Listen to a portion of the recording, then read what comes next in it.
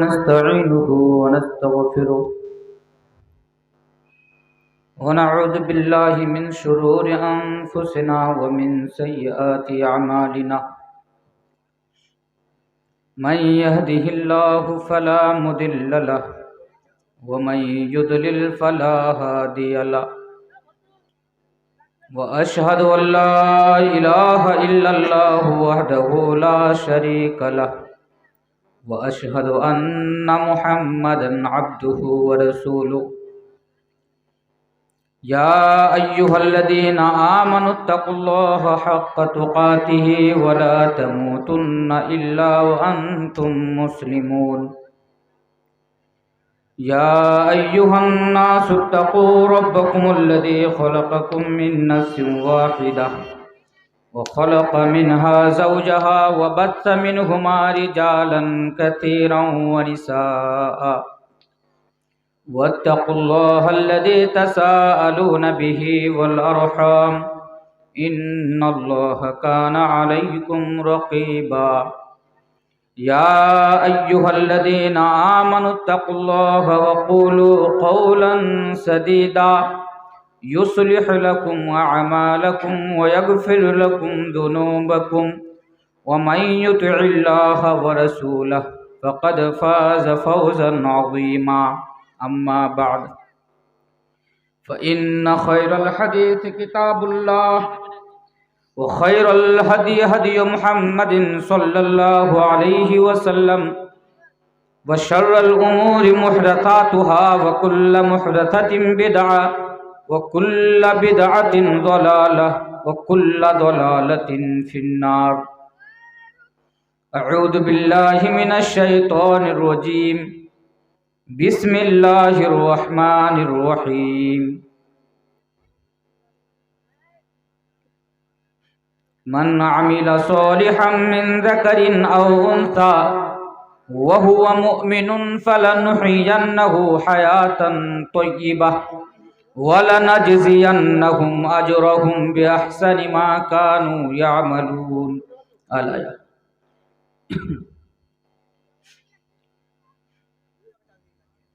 Stage पर तशरीफ़ फरमा निहायत ही मुअज़्ज़ज़ व मुहतरम उलमाए दीन, सामने बैठे हुए बुज़ुर्गों, नौजवान भाइयों, अजीज़ बच्चों और पर्दानशी मेरी माएँ और बहनें, रात काफ़ी हो चुकी है, इसलिए मुनासिब ये है कि बिला तमहीद इधर उधर की बातें ना करके डायरेक्ट अपने उन्वान के ऊपर आया जाए। मोहतरम हाज़रीन, आज मैं आप लोगों के सामने जिस उन्वान को सामने रखकर मेरी बात होंगी वो है जन्नत में ले जाने वाले आमाल। दुनिया के अंदर जितने भी लोग हैं जिनका ईमान क़यामत के दिन के ऊपर है, आखिरत पर है, हर एक इंसान की ये आरज़ू, ये ख्वाहिश, ये तमन्ना है कि मुझे मरने के बाद जन्नत नसीब हो जाए। हर इंसान, चाहे मैं हूं या आप हो, हर एक की ये तमन्ना, ये ख्वाहिश है कि मेरी मौत के बाद, इंतकाल के बाद मुझे जन्नत नसीब हो जाए। वो इसलिए कि हम और आप अच्छी तरह जानते हैं कि जन्नत से बड़ी कोई कामयाबी और नहीं है। ये अलग बात है, गौर कीजिएगा मेरी बातों पर। बड़े ही इख्तिसार के साथ मैं आप लोगों के सामने अपनी बात रखूंगा इंशाअल्लाह। ये अलग बात है कि अगर एक दुनियादार इंसान के नजरिए से अगर देखा जाए कि कामयाब कौन है या कामयाबी क्या है, तो वो बताएगा कि दुनिया के अंदर जमीन व जायदाद का हो जाना, बहुत ज्यादा प्रॉपर्टी और जायदाद का मालिक बन जाना, बहुत ज्यादा बैंक बैलेंस हो जाना, या फिर सरकारी जॉब का हो जाना, मसलन हम इसे कामयाबी कहते हैं। लेकिन दर हकीकत यह कामयाबी नहीं है। कामयाबी क्या है? जब आप कुरान उठाएंगे तो अल्लाह तबारक व तआला कुरान करीम के अंदर पारा 3 सूरा अल इमरान आयत नंबर 185 185 नंबर आयत के अंदर अल्लाह तबारक व तआला ने जिक्र कर दिया और दुनिया वालों को बताया कि ऐ दुनिया वालों, तुम लोग दुनिया में जिस कामयाबी के पीछे भाग रहे हो, असल में वो कामयाबी नहीं। असल में कामयाबी ये है कि फमन ज़ुहज़िहा अनिन नारी व उदखिलल जन्नत फ़क़द फ़ाज़। असल में वो कामयाब है कौन? जिसे जहन्नम से बचा लिया जाए और जन्नत के अंदर दाखिल कर दिया जाए, फ़क़द फ़ाज़। असल में वही कामयाब है। तो पता ये चला कि जन्नत हमारे लिए और आपके लिए सबसे बड़ी कामयाबी है। लेकिन सवाल ये पैदा होता है कि हम जन्नत के अंदर जाएं तो कैसे जाएं? क्या सिर्फ ये ख्वाहिश रख लेने से, ये तमन्ना रख लेने से या आरजू रख लेने से कि मैं जन्नत के अंदर जाना चाहता हूं, क्या हमें जन्नत मिल जाएगी? बिल्कुल नहीं। उसके लिए हमें और आपको कुछ करना पड़ेगा। नबी करीम सल्लल्लाहु अलैहि वसल्लम के बताए हुए आमाल को सामने रखकर हमें और आपको अपनी जिंदगी गुजारनी पड़ेगी, तभी हमें जन्नत मिल सकती है। और मेरे भाइयों, यकीन मानिए, आज चंद चीजें मैं आप लोगों के सामने बयान करूंगा और इंशाअल्लाह अगर आप लोग अपनी जिंदगी के अंदर इन चीजों को नाफिज कर लेंगे, अगर इन चीजों को सामने रखकर अगर आप अपनी जिंदगी गुजारेंगे, तो यकीनन आपकी मौत के बाद और आपके मरने के बाद आपको जन्नत मिलेगी इंशाअल्लाह। आइए, जन्नत में ले जाने वाली जितनी भी चीजें हैं, उन चीजों में से पहली चीज क्या है? आइए उन पर जरा गौर करते हैं। ऐ लोगों सुनो, ऐ दुनिया वालों सुनो, अगर तुम जन्नत के अंदर जाना चाहते हो, स्वर्ग के अंदर जाना चाहते हो, तो तुम्हें क्या करना पड़ेगा?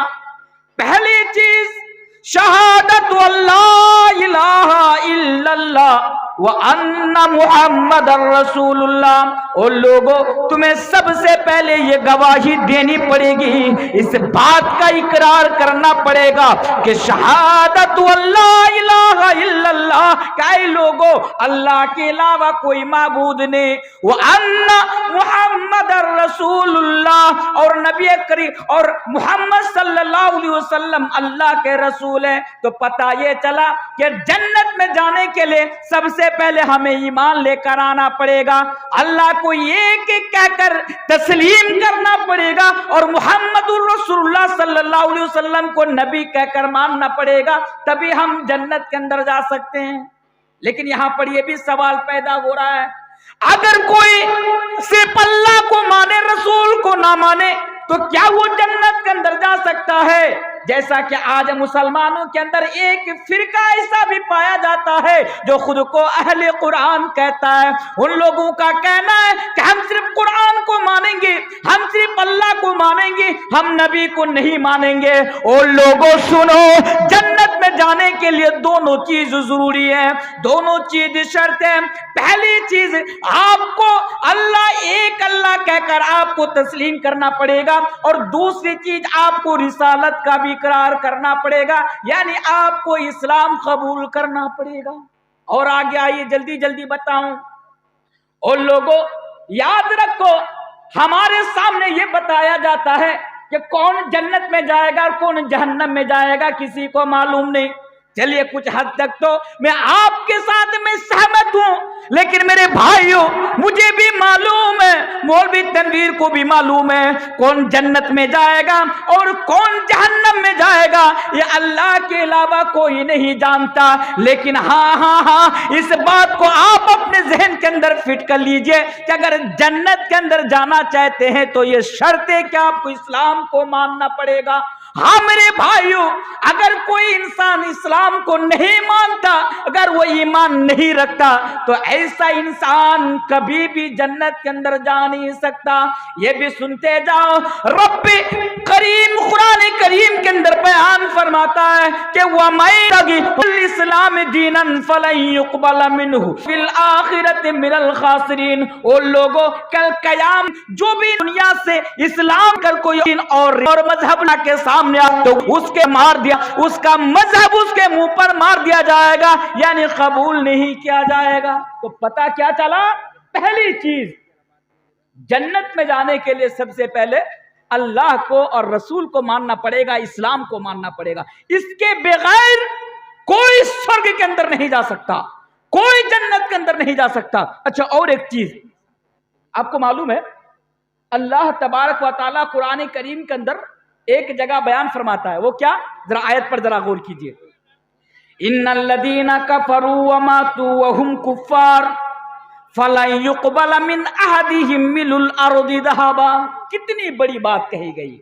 ओ लोगों सुनो, इन्नल्लज़ीना कफरू व मातू व हुम कुफ्फार फलन युक़बल मिन अहदिहिम मिलुल अर्दि ज़हबा। ऐसा इंसान कि जिस इंसान को अल्लाह तबारक व तआला जमीन भरकर सोना दे, लेकिन वो दुनिया में ईमान न लाए, वो दुनिया में इस्लाम को कबूल ना करे और कुफ्री की हालत में, और कुफ्र की हालत में मेरे भाइयों उसकी मौत हो जाए, और वो अगर अल्लाह से कहे कि अल्लाह मेरे पास जो जमीन भर कर सोना है मैं तुझे देता हूं, तू मुझे जहन्नम से आजाद कर दे, तू मुझे जहन्नम की आग से बचा ले, तो मेरे भाइयों अल्लाह तबारक व तआला कहता है, ओ मेरा बंदा सुनो, फलन युक़बल मिन अहदिहिम मिलुल अर्दि ज़हबा। आज ना तुम्हारा सोना कबूल किया जाएगा, आज ना तुम्हारी दौलत कबूल की जाएगी, बल्कि अगर आज तुम्हारी एक चीज कबूल की जाएगी और वो है ईमान। अगर ईमान नहीं है तो आप जन्नत के अंदर नहीं जा सकते मेरे भाइयों। तो पता ये चला, इसको अपने जहन के अंदर बैठा लीजिए, जन्नत में जाने के लिए ईमान शर्त है। अच्छा, और एक चीज बताओ, मसलन आपके गांव का नाम है गरभनडंगा, यही है ना, गरभनडंगा। अब मानिए गरभनडंगा के अंदर एक ऐसा आदमी बड़ा नेक काम करता है दुनिया के अंदर, गौर से सुनिए, बड़ा नेक काम करता है दुनिया के अंदर। कोई कैंसर की बीमारी है, किसी को इलाज कराने के लिए उसके पास पैसा नहीं, वो सामने आया और कहा कि तुम अपना इलाज कराओ, दुनिया के अंदर जहां सबसे बेस्ट डॉक्टर है तुम उनके पास जाओ और अपना इलाज कराओ, तुम्हारे इलाज कराने में जितना पैसा खर्च होगा मैं वो दूंगा। अच्छा काम है, बहुत अच्छा काम है। अच्छा, एक चीज, दूसरी चीज, इस गांव के अंदर किसी गरीब की बच्ची की शादी नहीं हो रही है, निकाह नहीं हो रहा। ये गया कहा कि तुम अपनी बेटी का निकाह कराओ, शादी कराओ, जितना पैसा खर्च होगा मैं देने के लिए तैयार हूं। तो ये अच्छा काम है कि नहीं है? बड़ा अच्छा काम है। अगर कोई इंसान ईमान ना रखे और अच्छा काम करे तो क्या ऐसा इंसान जन्नत के अंदर जाएगा? वो भी जन्नत के अंदर नहीं जा सकता। दलील एक हदीस में आपके सामने रखता हूं। मक्का के अंदर एक आदमी था, उस आदमी का नाम था अब्दुल्ला बिन जदआन। ये बड़ा सखी आदमी था अब्दुल्ला बिन जदआन। अब्दुल्ला बिन जदआन के बारे में बताया जाता है कि ये अब्दुल्ला बिन जदआन मक्का के अंदर हज के मौसम में 1000, एक नहीं दो नहीं, 1000 ऊंट ज़बह करके हाजियों को खाना खिलाता था। ये अब्दुल्ला बिन जदआन गरीबों की बहुत ज्यादा मदद क्या करता था, लेकिन वो ईमान नहीं रखता था, वो मुसलमान नहीं था, अल्लाह और अल्लाह के रसूल को नहीं मानता था। अब्दुल्ला बिन जदआन के बारे में नबी अकरम सल्लल्लाहु अलैहि वसल्लम की प्यारी बीवी हजरत आयशा रज़ियल्लाहु ताला अन्हा नबी करीम सल्लल्लाहु अलैहि वसल्लम से सवाल करती है, सही हदीस है कि अल्लाह के नबी बताइए अब्दुल्ला बिन जदआन के बारे में आपकी क्या राय है? आए मेरे सरताज, आप बताइए कि अब्दुल्ला बिन जदान जन्नत के अंदर जाएगा या जहन्नम के अंदर जाएगा? अल्लाह के नबी ने बिल्कुल क्लियर कर दिया। अल्लाह के नबी ने बिल्कुल वाज़ेह तौर पर बयान फरमाया, ऐ मेरी बीबी आयशा, ऐ मेरी बीबी आयशा, ये अब्दुल्ला बिन जदान जन्नत के अंदर नहीं जाएगा। हाँ हाँ हाँ, वो दुनिया में बड़ा नेक काम करता था, दुनिया में गरीबों की मदद क्या करता था, दुनिया में वो भूखों को खाना खिलाया करता था, उसका अजर तो उसको दुनिया ही में मिल गया, उसका बदला तो उसको दुनिया ही में मिल गया, लेकिन वो ईमान नहीं रखता था, इसलिए वो जन्नत के अंदर नहीं बल्कि वो जहन्नम के अंदर जाएगा। तो ये बात क्लियर हो गई। मैं बार बार बता रहा हूं कि जन्नत में जाने के लिए ईमान शर्त है। अब आप तो खुश हो जाएंगे ना, यहां पर जितने भी लोग बैठे हुए हैं हम लोग साहिब ईमान है, ईमान वाले हैं, लेकिन मेरे भाइयों आज हमारे पास और आपके पास जो ईमान है ना, यह ईमान किसी काम का नहीं है। आप इस गलत फहमी में ना रहे, ऐ मुसलमानों, आप इस गलत फहमी में पड़े ना रहे कि मौलाना तनवीर ने बताया था, मौलाना जर्जीस ने बताया था, मौलाना अबुल कलाम ने बताया था, मौलाना अब्दुल शकूर ने बताया था, फलां ने बताया था कि अगर ईमान है तो जन्नत में चले जाओगे। मेरे भाइयों आप अपने अंदर गलत फहमी को ना पालें। हमारे पास जो ईमान है ना, ये ईमान किसी काम का नहीं है, ये ईमान तो लंगड़ा लूला है, कोई काम का नहीं है। यकीन मानिए आज हमारी नजर में, हम जैसे और आप जैसे मुसलमानों की नजर में ईमान की कोई कदर कीमत नहीं है, ईमान की कोई वैल्यू नहीं है। आज हमारा ईमान जरा देखिए कि चवन्नी के बस आज हमारा ईमान बिक जाता है, चंद पैसों के बदले आज हमारा ईमान बिक जाता है। क्या आपको मालूम है कि हमारे मुल्क के अंदर मुल्क हिंदुस्तान की बात मैं आप लोगों के सामने करके जा रहा हूं, एक डेटा सामने आया कि कई सालों के अंदर 8 लाख मुसलमानों ने इस्लाम धर्म को छोड़ दिया। 8 लाख लोगों ने मुर्तद हो गया। आज ये है हमारा ईमान मेरे भाइयों। आज जरा देखिए हमारे घर की बेटियों को, आज मैं ज्यादा खुलकर नहीं बोलूंगा। क्यों नहीं बोलूंगा?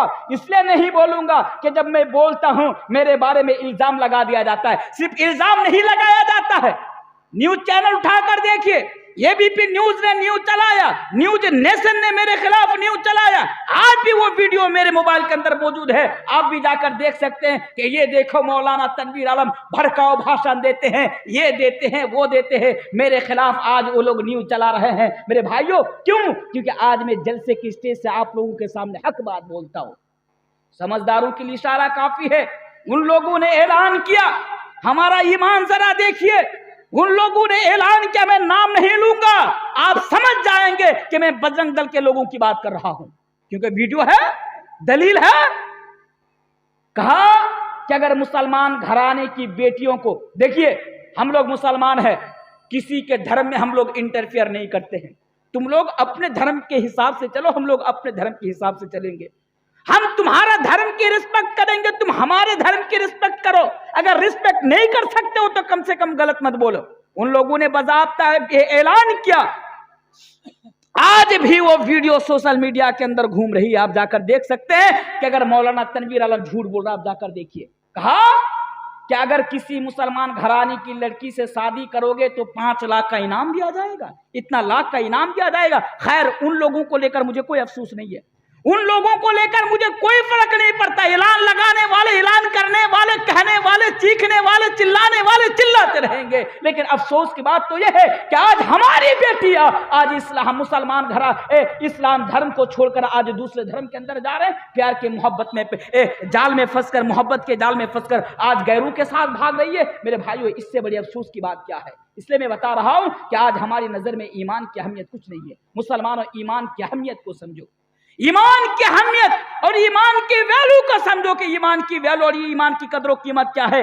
अगर कभी वक्त मिले व्हाट्सएप चलाने से, पबजी गेम खेलने से और फेसबुक पर चैटिंग वगैरह करने से अगर तुम्हें कभी फुर्सत मिले तो कभी सहाबा किराम की जिंदगी उठाकर पढ़ लेना। सहाबा किराम ने ईमान के लिए अपनी जान कुर्बान कर दिया, ईमान के लिए उन लोगों ने सब कुछ कुर्बान कर दिया, पर अपने ईमान को उन लोगों ने लुटने नहीं दिया। लेकिन आज अफसोस कि हम मुसलमान हैं कि एक चंद पैसों के लिए हमारा ईमान बिक जाता है, कुर्सी के लिए हमारा ईमान बिक जाता है। मेरे भाइयों ऐसा नहीं होना चाहिए। याद रखिए, अगर अगर जन्नत के अंदर जाना चाहते हैं, स्वर्ग के अंदर जाना चाहते हैं, अपने ईमान की हिफाजत कीजिए। ये पहली चीज। अब आइए आगे दूसरी चीज जन्नत में जाने के लिए।